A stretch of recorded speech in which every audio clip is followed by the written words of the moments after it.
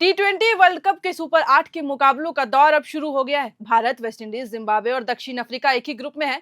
वहीं पाकिस्तान, न्यूजीलैंड, श्रीलंका और इंग्लैंड एक ग्रुप में शामिल है। बता दें कि अब आईसीसी टी20 विश्व कप में रविवार यानी कि 22 फरवरी को सुपर 8 के 2 मैच होंगे।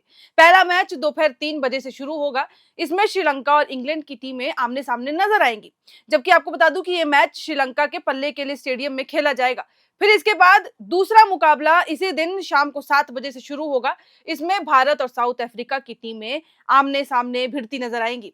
अब ये मैच अहमदाबाद के नरेंद्र मोदी स्टेडियम में खेला जाएगा। आपको बता दूं कि भारतीय टीम ने टूर्नामेंट शुरू होने से पहले जो एक वार्म अप मैच भी खेला था वो साउथ अफ्रीका के अगेंस्ट ही खेला था। भले ही अब ये देखा जाए तो एक तरीके से ये एक प्रैक्टिस मैच था, अभ्यास मैच था, लेकिन भारत ने दक्षिण अफ्रीका को हराने में कामयाबी हासिल की थी। यानी कि प्रैक्टिस मैच में भी भारत ने बाजी मार ली थी। फिर भारत ने अपना आखिरी लीग मैच अहमदाबाद में ही खेला था, जिसके बाद से टीम जो है अभी वहीं पे कैंप लगाए है। और आपको ये भी बता दूं कि अब दोनों वो टीमें हैं जो पिछली बार भी इस टूर्नामेंट में फाइनल में एक दूसरे के सामने थी, जहां पे भारत ने बाजी मार ली थी और टी20 वर्ल्ड कप 2024 का जो ट्रॉफी था वो अपने नाम कर लिया था। और इस बार भी ये सुपर 8 का भारतीय और साउथ अफ्रीका का मैच दिलचस्प होने वाला है। एक जोरदार मुकाबला होने वाला है, क्योंकि इस बार भी दोनों टीमें अपने अपने ग्रुप में टॉप करके सामने आई हैं, यानी कि एक भी मैच नहीं हारी है। दोनों टीमें पिछले 2 महीनों में छठी बार एक दूसरे के खिलाफ खेलती नजर आएंगी। अब देखने वाली बात यह होगी रविवार को कौन सी टीम जो है वो परिस्थितियों को ज्यादा समझ पाती है और उसका फायदा उठा पाती है। क्योंकि अगर बात नरेंद्र मोदी स्टेडियम की करें तो टीम इंडिया ने यहाँ पर 9 मैच खेले हैं, जिसमें से 7 में उनको जीत मिली है और 2 में हार का सामना करना पड़ा है।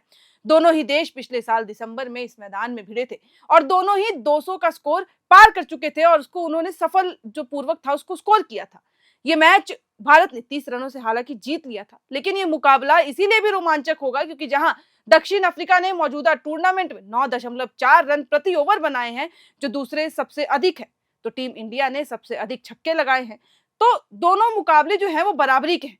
हालांकि भारतीय टीम को ग्रुप स्टेज में खास चुनौती का सामना नहीं करना पड़ा है, लेकिन वो इस बात से अच्छी तरह से वाकिफ भी है कि उसकी बल्लेबाजी में इस दौरान काफी सुधार की जरूरत भी है, खास तौर पर ओपनिंग की अगर हम बात करें।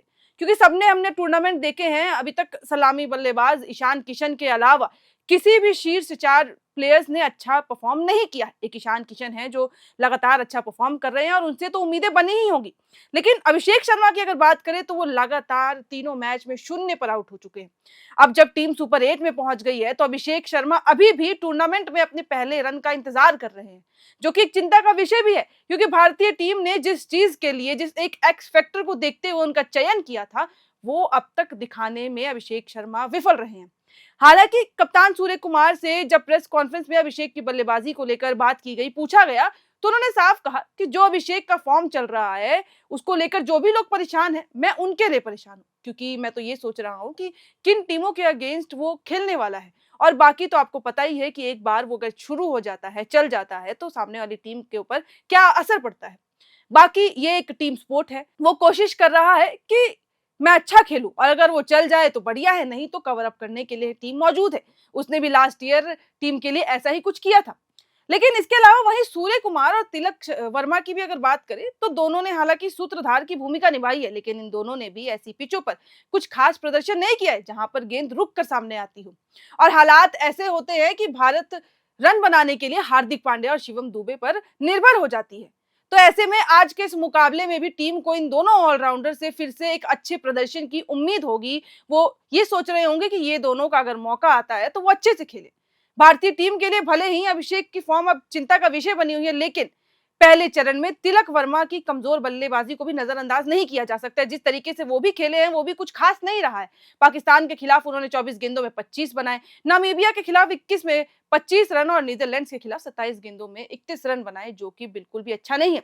इस तरह से वे अभी तक अधिकतर मैच में रन बनाने के लिए संघर्ष करते नजर आए हैं। टूर्नामेंट में उनका स्ट्राइक रेट 120 से थोड़ा ही बस ऊपर रहा है, जो उनके करियर के स्ट्राइक रेट 141 से काफी ज्यादा कम है। अब जो बात भारत को एक खतरनाक टीम के रूप में देखा जाता है, उसे इस खिताब का प्रबल दावेदार बनाती है, उसकी भी एक बार चर्चा कर लेते हैं।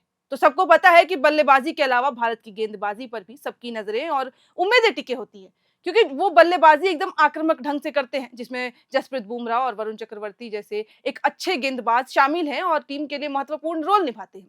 पहले चरण में पाकिस्तान सहित कोई भी अन्य टीम भारतीय गेंदबाजों का सहजता से सामना नहीं कर पाई थी। चक्रवर्ती ने 4 मैचों में अब तक 9 विकेट लिए हैं और उन्होंने 5.16 की शानदार इकोनॉमी रेट से गेंदबाजी भी की है। वहीं अगर हम बुमराह की बात करें तो उन्होंने 3 मैच खेले, उसमें उन्होंने प्रति ओवर केवल 6 ही रन दिए हैं। इसके अलावा हार्दिक पांड्या, कुलदीप यादव सबने अब तक अच्छी गेंदबाजी की है।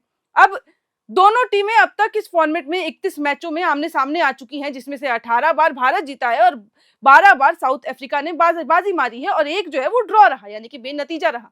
लेकिन टक्कर जो है वो बराबरी की है, क्योंकि दोनों टीमें पिछली बार फाइनल में भी भिड़ी थी और ये वही टीमें हैं, अगर आपको याद होगा तो फाइनल में भी ज्यादा अंतर नहीं था। 6 रन से 7 रन से ही जीत जो है वो भारत ने भी हासिल की थी, जो कि कोई ज्यादा अंतर की बात नहीं है। और उसके बाद से अभी भारत हालांकि एक भी मैच हारा नहीं है, अच्छा परफॉर्म कर रहा है लगातार टी20 में। लेकिन साउथ अफ्रीका भी इस वक्त देखे तो उनका फॉर्म बहुत ही अच्छा नजर आ रहा है। जिस तरीके से इस टूर्नामेंट में भी वो खेल रहे हैं, ये साफ बताता है कि इस बार वो पूरी प्रैक्टिस के साथ, पूरे इंटरेस्ट के साथ मैच में खेलते भी नजर आएंगे और उनका जो नजर होगा इस बार ट्रॉफी पे होगा। वो चाहेंगे कि इस बार वो ना चुके। वहीं आईसीसी टी20 वर्ल्ड कप 2026 के सुपर 8 चरण का पहला मुकाबला 21 फरवरी को पाकिस्तान और न्यूजीलैंड के बीच कोलंबो स्थित आर प्रेमदासा स्टेडियम में खेला जाना था। दोनों टीमों ने जो है वो टॉस भी कर लिया था, लेकिन बारिश के कारण मैच को रद्द कर दिया गया लगातार, क्योंकि बारिश जो है वो खनन डाल रही थी बीच में और मैच उसकी वजह से नहीं खेला गया। तो अंत में अंपायरों ने दोनों टीमों के कप्तानों से बात की, चर्चा की और इसके बाद ये फैसला किया गया कि मैच को रद्द कर दिया जाएगा। चूंकि मैच को लगातार बारिश की वजह से रद्द करना पड़ रहा था, तो ऐसे में दोनों टीमों को एक एक अंक दे दिए गए हैं। हालांकि सेमीफाइनल और फाइनल के लिए रिजर्व डे रखा गया है, यानी कि अगर उस वक्त बारिश होती है तो फिर एक बार खेला जाएगा, लेकिन टूर्नामेंट के बाकी मुकाबलों के लिए रिजर्व डे की सुविधा नहीं है। और यही वजह है कि पाकिस्तान का और न्यूजीलैंड का जो मुकाबला था वो रद्द कर दिया गया, क्योंकि लगातार बारिश हो रही थी और उनको फिर एक एक अंक से ही संतोष करना पड़ा। अब जो कि अगर आप देखेंगे तो सुपर 8 के मुकाबले शुरू हो चुके हैं। वो अलग बात है कि पाकिस्तान और न्यूजीलैंड का मैच रद्द हो गया, लेकिन फिर भी दोनों को एक एक पॉइंट मिल गए और अब दोनों ही टीमों के लिए ये बहुत महत्वपूर्ण है कि वो आगे किस तरीके से परफॉर्म करते हैं। अगर हम बात करें अब आज रविवार की, तो आज 2 मुकाबले होंगे, एक 3 बजे होगा और एक भारत के लिहाज से जो एक बहुत बड़ा मुकाबला होने वाला है वो शाम को 7 बजे खेला जाएगा। आधा घंटा पहले टॉस किया जाएगा, यानी कि 6:30 बजे, और उसके बाद 7 बजे से मुकाबला शुरू होगा। अब देखने वाली बात ये होगी कि अहमदाबाद में मुकाबला हो रहा है, पिच को किस तरीके से टीम समझ पा रही है, क्योंकि भारतीय टीम तो वहीं पे मौजूद है। अब साउथ अफ्रीका भी वहां पे आएगी और किस तरीके से दोनों टीमें इस पिच को समझ पाती हैं, वो भी एक बहुत बड़ी बात होगी ये देखने के लिए कि आगे वो लोग जो मैच में है वो किस तरीके से परफॉर्म करते हैं, किस तरीके से खेलते हैं। और इस दौरान टॉस भी बहुत ही ज्यादा महत्वपूर्ण होगा। जो टीम टॉस जीतेगी उसके लिए बहुत फायदा होगा कि वो बल्लेबाजी चुनती है या फिर बल्लेबाजी चुनती है, क्योंकि ये देखने वाले जो टॉस जीतता है उसके पास एक बहुत बड़ा मौका होता है। वो पिच समझ जाता है, वहां का वातावरण समझ जाता है, उसके हिसाब से जो टीम है वो चुनती है। भारत के पास जो है वो समर्थन होगा भारतीय लोगों का भी, जो कि साउथ अफ्रीका के लिए एक प्रेशर वाली बात भी हो सकती है, क्योंकि भारत और साउथ अफ्रीका ये वो टीमें हैं जो पिछले टी20 वर्ल्ड कप में भी सामने थी, फाइनल में थी, लेकिन उस दौरान मैच भारत में नहीं था, फिर भी भारत ने बाजी मारी थी और ट्रॉफी घर लेके आई थी। तो इस बार ये देखने वाली बात होगी कि इस बार ये लोग किस तरीके से परफॉर्म करते हैं। ये दोनों टीमों का पहला ग्रुप 8 का मुकाबला होने वाला है और इसी के तहत जो है वो शुरुआत होगी कि आगे किस तरीके से इन लोग का पूरा टूर्नामेंट रहेगा। लेकिन इसके अलावा एक और चीज बता दूं कि इस बार जो ग्रुप 8 में जो बांटे गए हैं, सुपर 8 में जो ग्रुप्स बांटे गए हैं, यानी कि 2 ग्रुप में टीम्स बटी हैं, उसमें एक ग्रुप में वो टीमें हैं जो अपने ग्रुप में टॉप करके आई थी लीग मैचेस में, और एक और वो टीमें हैं जो कहीं ना कहीं एक एक मैच हारी हैं। यानी कि ग्रुप 1 में भारत है, वेस्ट इंडीज है, जिम्बाब्वे है और साउथ अफ्रीका है। ये 4 हैं जो कि अपने अपने ग्रुप में टॉप करके आई थी। उसके अलावा जो बाकी टीमें हैं, पाकिस्तान, इंग्लैंड, न्यूजीलैंड, और वहीं दूसरे ग्रुप में इंग्लैंड, श्रीलंका, पाकिस्तान और न्यूजीलैंड जैसी टीमें शामिल हैं। तो अब ये भी देखना होगा, क्योंकि कहीं ना कहीं अब ये भी बातें कही जा रही हैं कि अगर वो टीमें जो एक ग्रुप में शामिल कर दी गई हैं उनमें से 2 टीमें जो हैं वो तो सेमीफाइनल तक भी नहीं पहुंच पाएंगी। खैर, अब ये पूरा सिनेरियो बन रहा है, इसको पूरी तरीके से इस तरीके से अब टूर्नामेंट को देखा जा रहा है, जो कि बेसब्री से सुपर 8 का इंतजार था। 20 टीमों ने इसमें हिस्सा लिया था, जिसमें से 12 टीमें अब बाहर हो चुकी हैं और अब मुकाबला जो है वो कड़ा होने वाला है, क्योंकि अब इसमें वो टीमें शामिल हैं जो लगातार अच्छा परफॉर्म करती हैं, जिनको बड़ी टीमें कहा जाता है, उनको एक बड़े रूप में देखा जाता है। तो देखने वाली बात ये होगी कि अब किस तरीके से टूर्नामेंट आगे बढ़ता है। फिलहाल सबकी नजरें आज के मैच पे होंगी कि भारत किस तरीके से परफॉर्म करता है, और ये इस पे भी नजरें होंगी कि अभिषेक शर्मा जो लगातार शून्य पे आउट हो रहे हैं, इस मैच में वो किस तरीके से प्रदर्शन करते हैं, क्योंकि सूर्य कुमार ने हालांकि कह दिया है कि वो कोशिश कर रहे हैं और नहीं कर पाते हैं। तो कोई दिक्कत नहीं है, टीम कवर अप कर देगी। लेकिन सबको पता है कि अभिषेक शर्मा का चलना अब बहुत ज़रूरी है, क्योंकि सामने साउथ अफ्रीका है, ये वो टीम है जो काफ़ी ज़्यादा मजबूत है।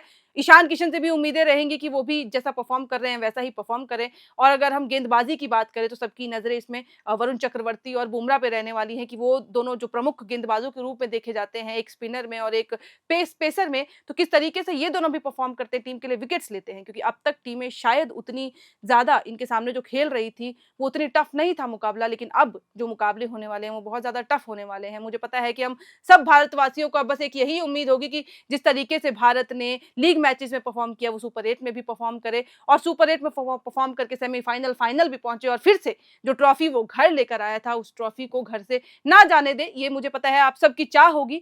तो इसीलिए अब आपकी क्या राय है? आपको क्या लगता है कि टीम में किसको रिप्लेस करने की अगर ज़रूरत है या फिर अभिषेक शर्मा खेल पाएँगे या नहीं? अपनी राय कमेंट बॉक्स में लिख के ज़रूर बताइएगा।